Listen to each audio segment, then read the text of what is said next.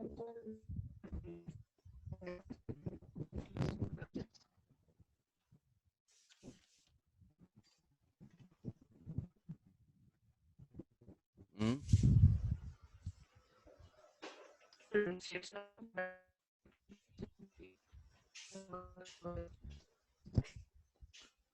Voice नहीं आ रही है तुम्हारी।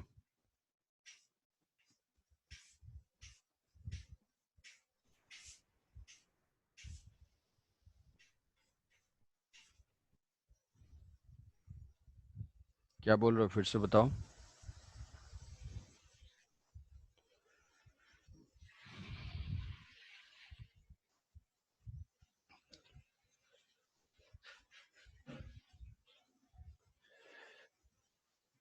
ठीक है, ठीक है, बाद में पूछना अगर अभी नहीं आ रही है वॉइस तो।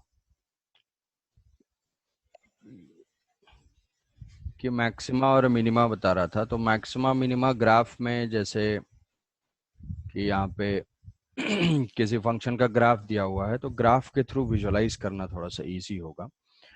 कि जैसे ग्राफ के किसी फंक्शन के ग्राफ को ऐसे रिप्रेजेंट किया हुआ है, ऐसा रिप्रेजेंटेशन है कि ये इस टाइप का, मान लो ऐसा एक फंक्शन है,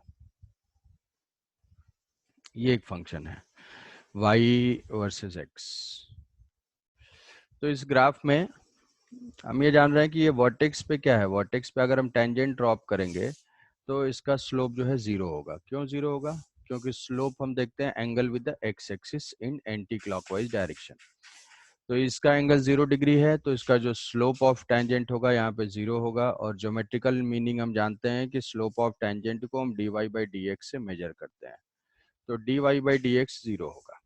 तो यहाँ से हमने कंक्लूड किया था कि अगर कोई भी फंक्शन दिया हुआ है y as a function of x, और हमें बोला जाएगा find the maximum and minimum value of this function, तो मैक्सिमम एंड मिनिमम वैल्यू तो ये होगी, लेकिन हमें पहले पॉइंट तो पता चले कि किस पॉइंट पे मैक्सिमम है और किस पॉइंट पे मिनिमम है।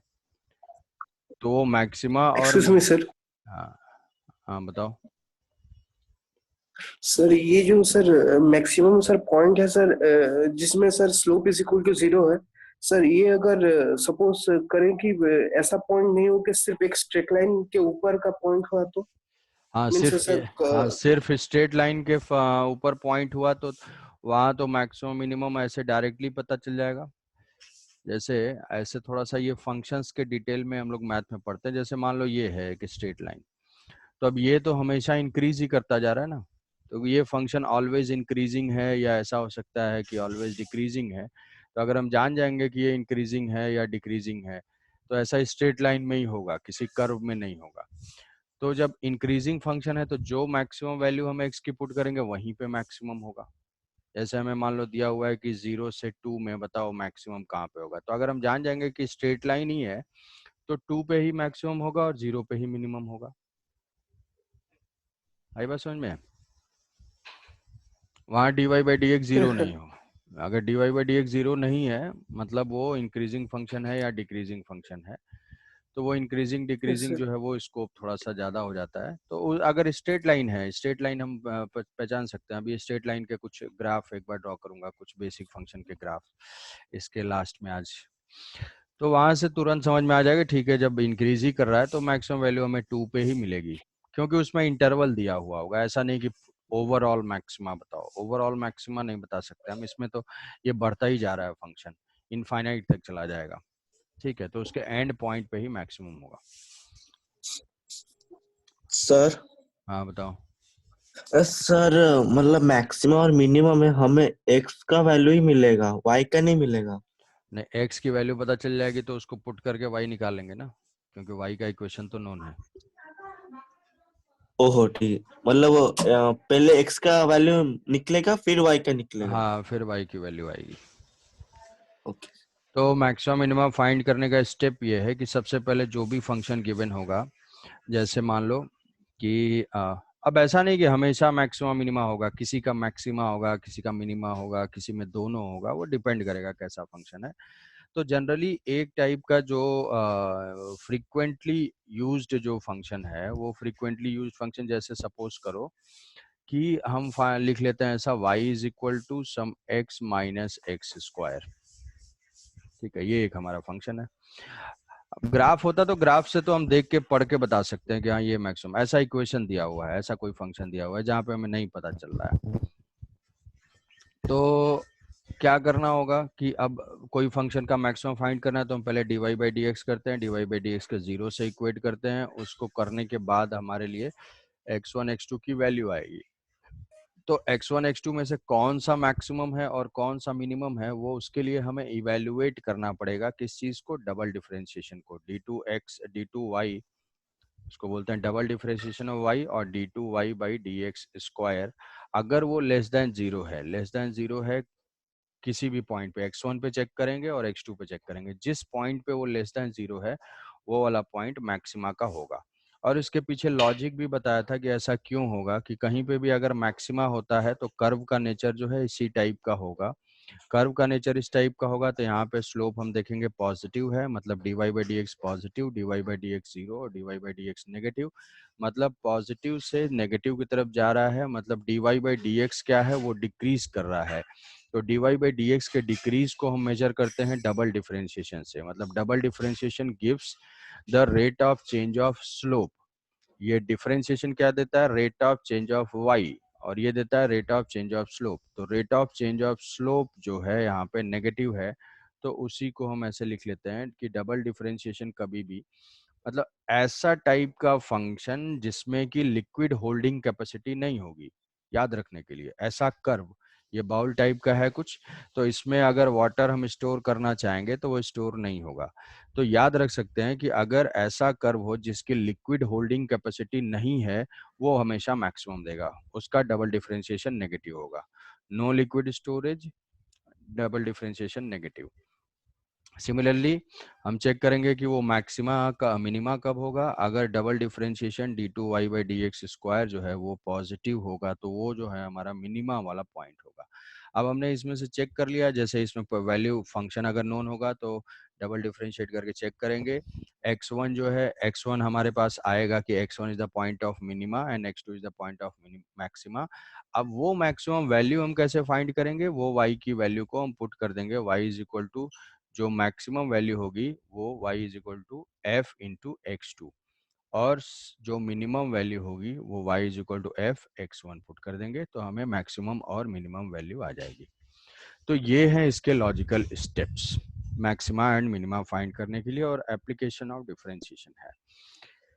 तो ये थोड़ा सा बाद में आएगा ऐसा मैक्सिमम मिनिमा, तब तक तो थोड़ा और फेमिलियर हो जाओगे। जैसे मान लो हमें इसका फाइंड करना है कि मैक्सिमा है या मिनिमा है, और वो पॉइंट फाइंड करना है और वो वैल्यूज भी फाइंड करनी है, तो यहाँ से हम क्या करेंगे, मैक्सिमम मिनिमा फाइंड करने के लिए dy बाई डी एक्स करते हैं, यहाँ पे dy बाई डी एक्स करेंगे, x का डिफरेंशिएशन 1 और x स्क्वायर का डिफरेंशिएशन 2x, इसको 0 से इक्वेट करेंगे, तो यहाँ से हमारे पास x की वैल्यू आ जाएगी 1/2।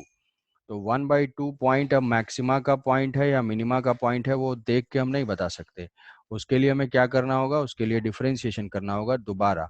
तो हम फाइंड करेंगे d2y by d x square, d2y by d x square अगर देखेंगे तो ये तो 0 हो जाएगा, और इसका डिफरेंशिएशन -2। तो ये अपने आप वैल्यू पुट करने की जरूरत नहीं है, ये क्या आ रहा है, ये नेगेटिव आ रहा है।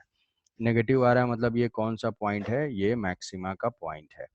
तो x is equal to 1/2 is the point of maxima. अब वो पॉइंट ऑफ मैक्सिमा है, what is the maximum value, that maximum value is equal to, हम इसमें पुट कर देंगे 1/2 माइनस 1/2 का होल स्क्वायर, ये हो जाएगा 1/4, 1/2 माइनस 1/4, ये आ जाएगा 1/4। So that maximum value is equal to 1/4। आई बात समझ में? तो ये था हमारा एप्लीकेशन। अब डिफरेंशिएशन में जितना बता दिया तुम्हें उतना अगर समझदार, एक्सक्यूज मी सर। हाँ हाँ बताओ। सर यहाँ सर दो ही सर ऐसे सपोज यहाँ पे सर दो ही ऐसे मीन्स टाइप के वो हाइपरबोला पैराबोला टाइप के जो सर कर्व है यहाँ पे सर दो ही हैं। अगर मोर देन टू हुआ तो सपोज मीन्स बाउल वाला जो नीचे बाउल वाला सर अगर सपोज दो हो गया तो सर दोनों पॉइंट में हमें सर लेस देन जीरो हमें मिलेगा अगर उसका डबल डिफरेंशिएशन करेंगे हाँ हाँ तो हाँ, सर दोनों में, उस हाँ। ठीक है, मैं डाउट समझ गया, डाउट तो मैं समझ गया। अब देखो क्या है कि ये मैक्सिमम मिनिमम तुम्हें जो मैं बता रहा हूँ वो रेस्ट्रिक्टेड रख रहा हूँ, जो कि हम जितना यूज करेंगे। अदरवाइज देखो ये फंक्शन का एक डिटेल्ड स्कोप है। अब उसमें कई सारी टर्मिनोलॉजी, मान लो इसका पॉइंट ये है कि सर ये जो है ये दो टाइप का ऐसा मिल रहा है, ऐसा दो मिल रहा है ना, तो अब तुम डबल डिफरेंशिएशन करेंगे तो यहाँ पे हमारे पास 4 पॉइंट आ जाएंगे। तो 4 पॉइंट आ जाएंगे तो हमारे जो पुट करेंगे ये चेक करेंगे तो 2 मिनिमा और 2 मैक्सिमा होगा। तो इसमें से क्या करते हैं कि जहाँ भी मिनिमा मिनिमा की वैल्यू आती है ना उसमें से फाइंड कर लेते हैं। जैसे मान लो ये आता है, ये आएगा 1 आया, ठीक है, ये आएगा कुछ 2 आएगा, ये कुछ एक रैंडम वैल्यूज, क्योंकि वैल्यूज तो कम है, हम ये पॉइंट पुट कर लेंगे तो हमें मैक्सिमा के 2 पॉइंट मिल गए, x1 x2 x3 और ये x4 ऐसा। अब ये भी मान लेते हैं कि ये 1 है, ये 2 है, ये 3 है और ये 4 है, ऐसा फंक्शन है। तो ये वैल्यूज में से 2 मिनिमा के पॉइंट्स हमें मिलेंगे ये सारा प्रोसेस करने के बाद, और 2 मैक्सिमा के पॉइंट्स मिलेंगे। अब इसमें हम मैक्सिमम वैल्यू फाइंड करेंगे, तो ये 1 होगा, ये 2 हो जाएगा, ये मान लो 3 हुआ और ये आ गया, हमें वैल्यू पुट करने के बाद आई 4 वैल्यू। तो अब इसमें what is the maximum value, ये सारे ये तो मैक्सिमम फंक्शन के मैक्सिमा यही हो सकते हैं, तो इसको हम बोलते हैं local maxima and global maxima. तो इस फंक्शन का ग्लोबल मैक्सिमा मतलब ओवरऑल जो हमारा पॉइंट कंसीडर कर रहे हैं हम x इज इक्वल टू 0 से 4 के बीच में, ये ग्लोबल मैक्सिमा है। ठीक है, अब हमारा कंसीडरेशन कि हम कहाँ से कहाँ देख रहे हैं, अगर यहाँ से यहाँ देखेंगे तो ये जो है ये मैक्सिमा ग्लोबल मैक्सिमा भी है और लोकल मैक्सिमा। मैक्सिमा भी दो टाइप के होते हैं, global maxima and local maxima. Local maxima का मतलब जैसे ये पॉइंट है तो ये अपने एक्स के आसपास की वैल्यू से सबसे मैक्सिमम वैल्यू है, तो हम इस पॉइंट को बोलेंगे ये लोकल मैक्सिमा है, ये भी लोकल मैक्सिमा है, और ये दोनों मैक्सिमा में ये पॉइंट क्या है, ग्लोबल मैक्सिमा है। ठीक है, वैसे ये मिनिमा है और ये भी मिनिमा है, बट ये दोनों क्या है, लोकल लोकल मिनिमा है, ये दोनों लोकल मिनिमा है। तो इन दोनों लोकल मिनिमा में कौन सा ग्लोबल मिनिमा है, तो ये ग्लोबल मिनिमा है। तो ये local maxima, local minima, global maxima, global minima, वो सारे पॉइंट्स हैं। तो तुम्हारे डाउट बहुत ही लॉजिकल हैं, बट ये चीज समझना है कि उतना इतना कंफ्यूजिंग सिचुएशन नहीं आएगी, फिर वो मैथमेटिक्स का स्कोप हो जाएगा कि हमें मैथमेटिकली वो मैक्सिमा मिनिमा सारा कुछ करना पड़ेगा। अगर मान लो आ भी जाती है तो जो भी वैल्यूज पता चलेंगी ना उसमें हम मैक्सिमा और मिनिमा दोनों फाइंड कर लेंगे, और जो वैल्यूज सबसे मैक्सिमम होगी उसको मैक्सिमा रिपोर्ट करेंगे, जो सबसे मिनिमम होगी उसको मिनिमा रिपोर्ट करेंगे, क्योंकि हमें फाइंड करने का जो मतलब है वो हमेशा क्या है, लोकल ग्लोबल ही बताना है। ठीक है, मैक्सिमम मिनिमम हम जो फाइंड कर रहे हैं वो एक तरह से ग्लोबल ही फाइंड कर रहे हैं। आया समझ में? Yes sir. ठीक है, तो ये तो भाई था ये और डिफरेंशिएशन। सर ये वाला सर लॉजिक थोड़ा समझ में नहीं आया, ये जो less than zero greater than zero, ये मैक्सिमम मिनिमा का। ये समझ में आ रहा है कि क्यों वहाँ पे जहाँ पे भी मैक्सिमा होगा वो कर्वेचर जो है कॉनकेव डाउन होगा, तो कॉनकेव डाउन हाँ होगा तो सर। वहाँ पे स्लोप पॉजिटिव से नेगेटिव की तरफ जाएगा। तो स्लोप पॉजिटिव हाँ से सर। नेगेटिव की तरफ जा रहा है तो उसको मैथमेटिकली क्या लिखेंगे कि rate of change of slope is negative, decrease हो रहा है, घट रहा है। नेगेटिव। तो rate of yes sir. Change of slope is negative मतलब क्या है, ऐसे लिखेंगे rate of change of slope, slope is equal to d y by d x is negative. तो ये क्या हो जाएगा, ये डबल डिफरेंशिएशन इज नेगेटिव, तो यही कंडीशन हमने लिखी है यस। यहाँ पे। ठीक है, oh. Okay sir. Yes sir. Okay. तो ये डिफरेंशिएशन ही फ्रीक्वेंट यूज है डिफरेंशिएशन, और जितना बताया है वो मोर देन सफिशिएंट है फिजिक्स के लिए। अब दूसरा हम मूव करेंगे, दूसरी चीज है इंटीग्रेशन पे। तो integration is the reverse process of differentiation. Integration mathematically जो है वो जो डिफरेंशिएट करते हैं उसका जो है रिवर्स प्रोसेस होता है integration. Integration is the reverse process of differentiation. ये रिवर्स प्रोसेस है, जैसे कहने का मतलब इसका सिंबल कैसा होता है, ये जैसे मान लो हम किसी फंक्शन को इंटीग्रेट करते हैं, y is equal to f x दिया हुआ है, तो y इज इक्वल टू ये एफ एक्स है, अगर हमें इस इंटीग्रेट करना है x के रेस्पेक्ट में, केवल मैथमेटिकल मीनिंग इंटीग्रेट करना है, तो हम ऐसे लिखेंगे कि इंटीग्रेशन ऑफ f ये function with respect to x, ये इंटीग्रेशन का सिंबल है, और ये इंटीग्रेट करने से हमारे पास कुछ इंटीग्रेशन की वैल्यू आ जाएगी, i is equal to integration of f into d x.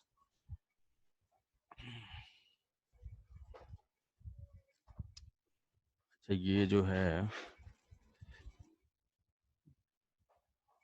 Differentiation of vector, अच्छा ठीक है, डिफरेंशिएशन ऑफ वेक्टर मैं डिस्कस कर दूंगा, रुक जाओ।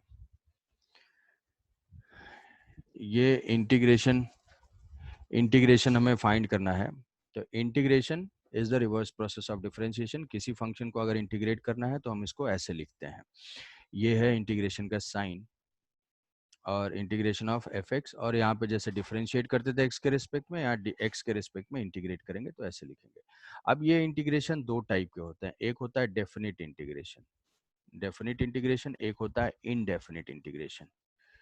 तो इनडेफिनिट डेफिनिट इंटीग्रेशन में क्या होता है, लिमिट्स होती हैं, मतलब कि हम x की जो वैल्यूज हैं वो x की वैल्यूज को अलग अलग कुछ फिक्स वैल्यूज के लिए इंटीग्रेट करेंगे, तो उसमें लिमिट होता है।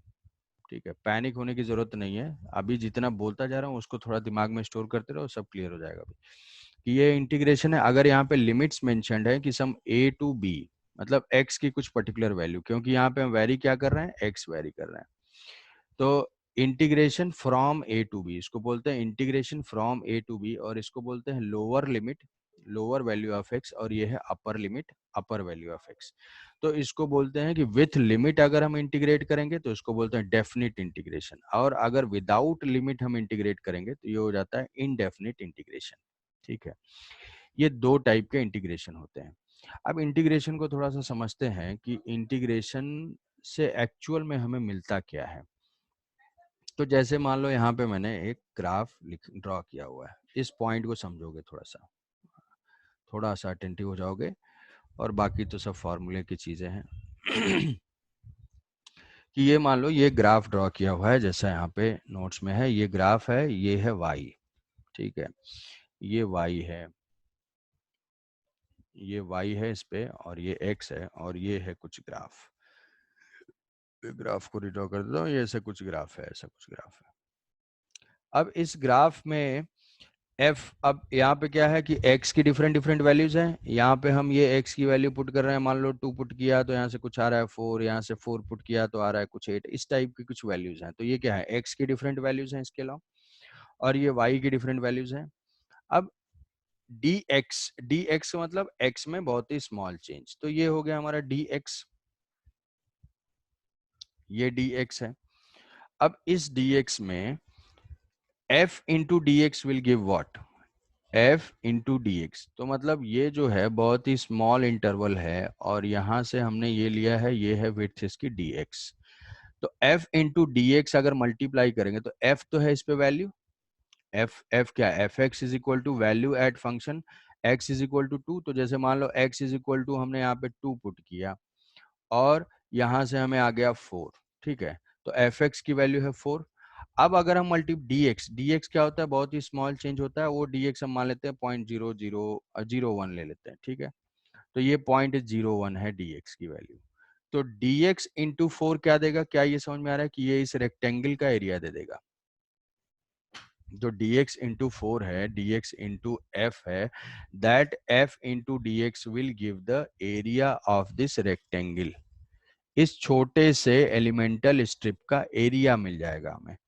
अब इंटीग्रेट कर रहे हैं, मतलब x को वैल्यू को अगर हम चेंज करते जा रहे हैं तो क्या है, x की डिफरेंट डिफरेंट वैल्यूज लेंगे, तो ऐसे ऐसे सारे रेक्टेंगल के एरिया को हम ऐड कर रहे हैं, कि ये जो है सारे रेक्टेंगल के एरिया को हम लोग ऐड कर रहे हैं, मतलब यहाँ पे फर्दर dx लिया यहाँ से, तो ये एरिया मिलेगा, फिर f की वैल्यू चेंज हो रही है, फिर से dx, ये एरिया।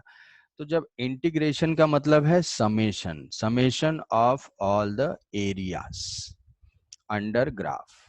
तो अगर हम x को वेरी करा रहे हैं, x is varying from a to b, x is varying from a to b, मतलब हम क्या फाइंड कर रहे हैं, area under f x and x axis from a to b, कि a और b के बीच में फंक्शन और x एक्सिस के बीच में कितना एरिया, यहाँ पे ये शेडेड पोर्शन का एरिया, ये बताइए समझ में, कि f dx जो है एक स्मॉल एलिमेंट का एरिया दे रहा है, और अगर हम उसको इंटीग्रेट कर रहे हैं मतलब x की वैल्यूज को वेरी कर रहे हैं, तो ऐसे ऐसे सारे डिफरेंट रेक्टेंगल का एरिया हमें मिलता जा रहा है, और इंटीग्रेट कर रहे हैं मतलब हम क्या कर रहे हैं, वो सारे एरिया को ऐड कर दे रहे हैं। तो integration of f x d x varying x varying from a to b, वो सारे हमें देंगे area under graph, area under graph from x is equal to a to b। ये बताइए समझ में कि इंटीग्रेशन का मीनिंग क्या है। इंटीग्रेशन का मीनिंग है एरिया अंडर ग्राफ हमें मिलता है। अब उस एरिया अंडर ग्राफ का डिफरेंट मीनिंग होगा अगर हमारे y और x डिफरेंट होंगे। एरिया अंडर ग्राफ के डिफरेंट, उस एरिया का मीनिंग अलग अलग होगा, कभी वो एरिया कुछ देगा, कभी वो एरिया कुछ देगा, बट हमें मिलता क्या है, इंटीग्रेशन से हमेशा ग्राफ ही मिलता है। तो इंटीग्रेशन क्या है, integration is the reverse process of differentiation, and integration gives the area under graph. Integration mean summation. Integration दो टाइप के होते हैं, डिफरेंशिए definite integration and indefinite integration. बताओ भाई, समझे? इतना पॉइंट समझ गए? कोई कंफ्यूजन? थोड़ा डाइजेस्ट करके बताओ। बताओ। सर x का वैल्यू जब यस 2 होगा, ये वहाँ पे y का वैल्यू 4 कैसे है, थोड़ा समझ में नहीं आया। कैसे आया नहीं, x वो वैल्यू मान लिया। कैसे नहीं आया, वो मान लिया। x2 है, y मान लो 4 आ रहा है, क्योंकि फंक्शन नोन नहीं है ना, तो कैसे का वो नहीं है कुछ, वो हमने मान लिया कि मान लिया कुछ फंक्शन ऐसा है, 2 पुट करने पे 4 आ रहा है। ठीक है, वो नंबर लिया समझने के लिए। Excuse me sir, hmm sir यहाँ पे जो सर 4 ले लिया sir dx, sir suppose dx is a very small change, तो सर हम तो सर ये सर जो रेक्टेंगल सर तो नहीं हो रहा है, मीन्स अगर सर लॉजिकली देखें तो ट्रेपेजियम, हाँ मीन्स थोड़ा थोड़ा एरिया। ट्रेपेजियम टाइप का हो रहा है ना। यार अगर वो थोड़ा सा इसको कर्व हम कर्व पार्ट पे नहीं हो रहा। ये मैग्नीफाई अगर करेंगे, हाँ ये मैग्नीफाई करेंगे, अगर ये मैग्नीफाई करते हैं ऐसे, तो देखो ये डाउट ये है कि रेक्टेंगल नहीं हो रहा है, ऐसा हो रहा है ना, ट्रेपेजियम टाइप का हो रहा है। ये बोल रहे हो ना? यही है ना यस सर, डाउट? हाँ ठीक है, मैं समझ गया। Yes sir. ये तो ये dx क्या है, dx की क्वांटिटी क्या कोई फिक्स है क्या? dx इज इक्वल टू तो 0.01 लिया। dx क्या है, बहुत ही infinitesimally small, when delta x tends to 0। तो जब डेल्टा x टेंड्स टू 0 तो dx क्या है, dx इज इक्वल टू 0.0000001। इतना स्मॉल है, बहुत स्मॉल है। कितना स्मॉल, उतना स्मॉल हम सोच भी नहीं सकते, कि बस वो क्वांटिटी जीरो नहीं है, जीरो से थोड़ा सा ज्यादा है। तो जब ये बहुत ही स्मॉल करते जाओगे तो क्या समझ में आ रहा है कि ये लाइन जो है ये तो मतलब फ्लैट होती जाएगी, तो ये रेक्टेंगल के क्लोज पहुंचता जाएगा। Yes sir. ठीक है, तो इसीलिए ऐसे हम मल्टीप्लाई करेंगे तो नहीं होगा, हमें कुछ एरर मिलेगा, लेकिन जब dx मल्टीप्लाई करेंगे तो dx के साथ क्या है, वो रेक्टेंगल ही बन जाता है, क्योंकि ये क्वांटिटी ही बहुत स्मॉल है, इसलिए हमारा वो एक्यूरेट है, वो रेक्टेंगल उसको मानना। ठीक है। Okay sir. हम्म, सर ये sir different value of x के लिए सर आपका f x y is equal to f x sir change हो रहा है, तो हाँ सर जब सर हम इसको इंटीग्रेट करेंगे तो सेपरेटली एरिया निकाल निकाल के मींस dx एक्स फिक्स ले लेंगे, उसके हिसाब से एरिया निकाल निकाल के ऐड कर देंगे। नहीं नहीं, निकाल निकाल के ऐड कर देंगे अगर हम एरिया फाइंड कर पाए। ठीक है, जैसे अगर हम एरिया फाइंड कर पाते हैं तब तो वो इंटीग्रेशन के बराबर होगा। जैसे जैसे मान लो ऐसा है, अभी इंटीग्रेशन का फॉर्मूला देखेंगे। ठीक है, जैसे मान लो एक केस में है कि तुम्हें अगर ऐसा दिया जाए कि मान लिया y इज इक्वल टू 2 का ग्राफ है, हमें इंटीग्रेट करना है कहाँ से कहाँ तक, x इज इक्वल टू 1 से 0 से 2 तक।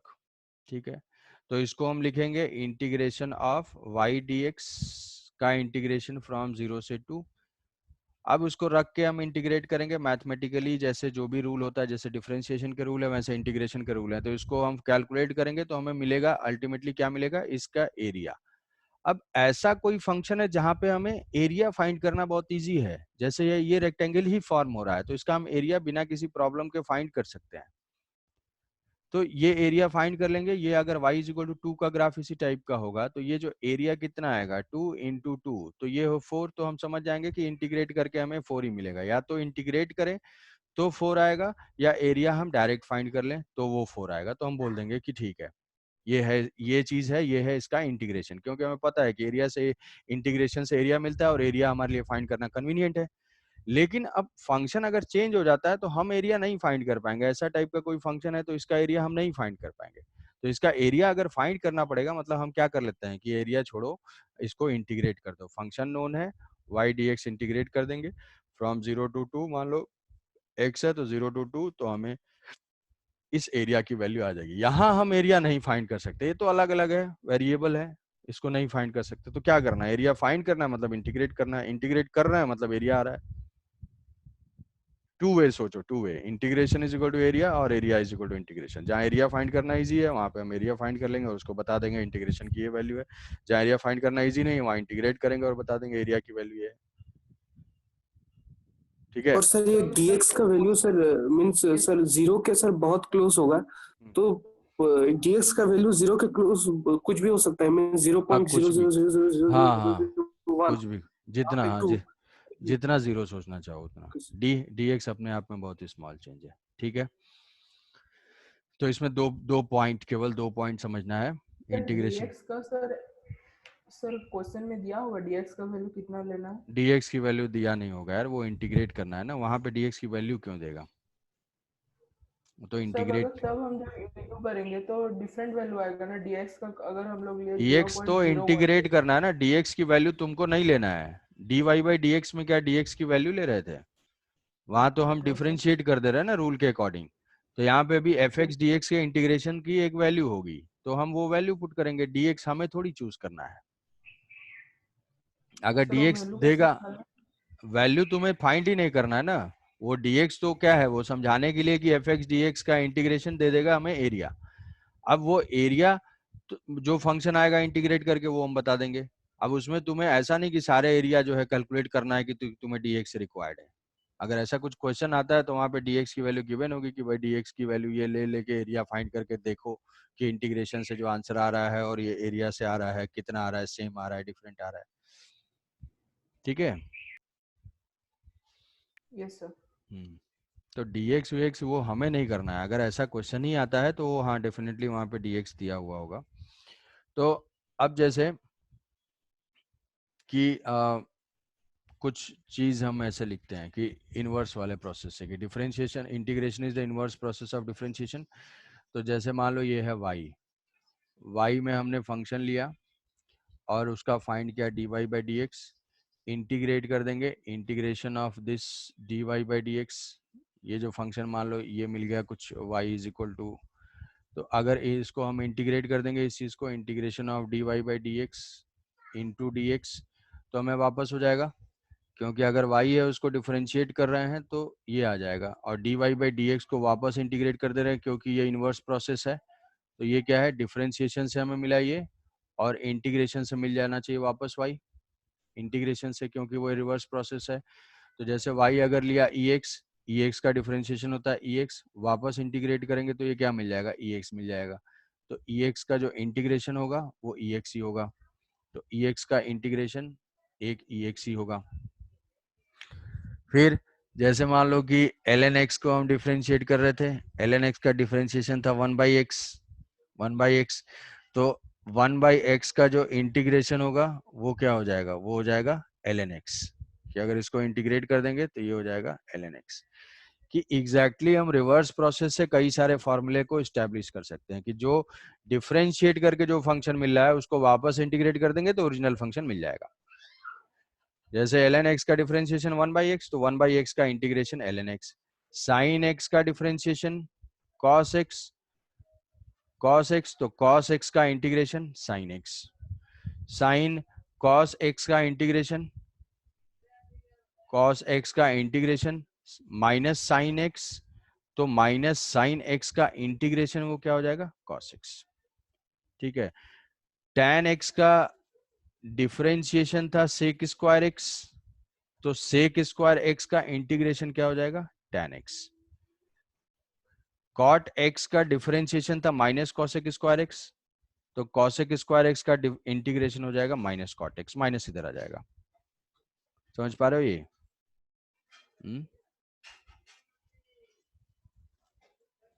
क्यों?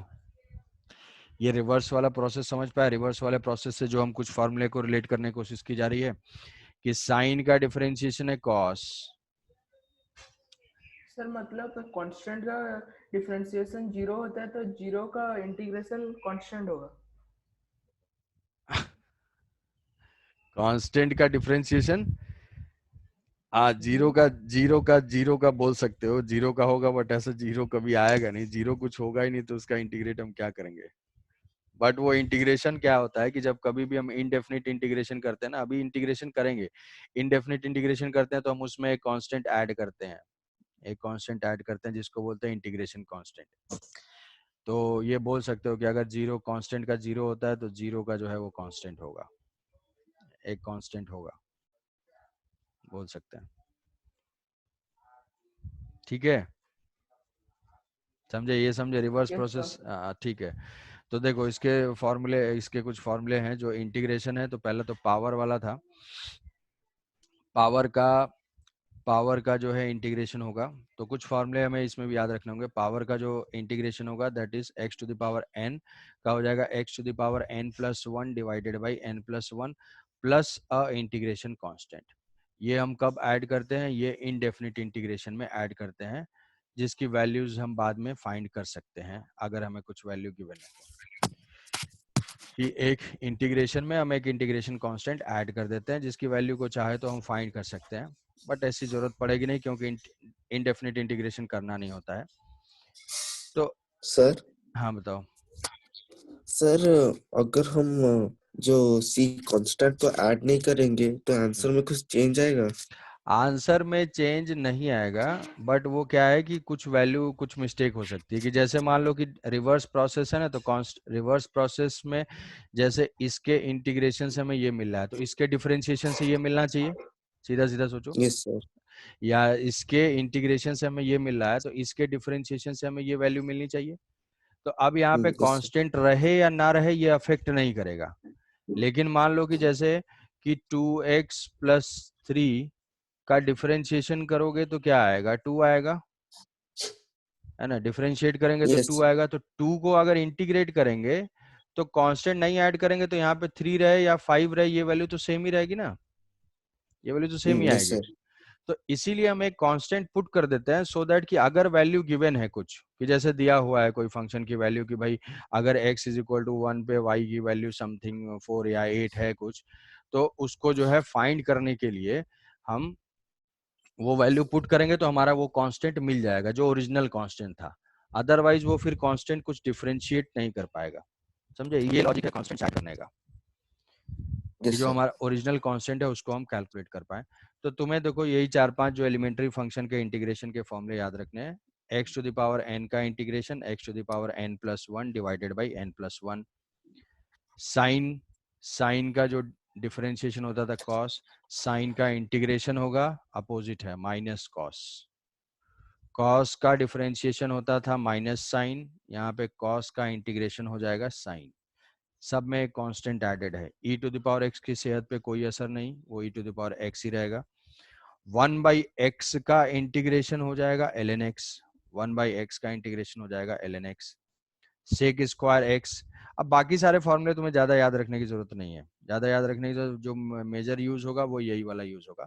बट फिर भी ये साइन कॉस क्या आ जाएगा, तो तुम अपोजिट से याद रख सकते हो कि जो डिफरेंशिएशन में होता है इसका अपोजिट ही होता है। साइन का होता है माइनस कॉस, कॉस का होता है sine, e to the power x का e to the power x, 1 by x का होता है एल एन एक्स।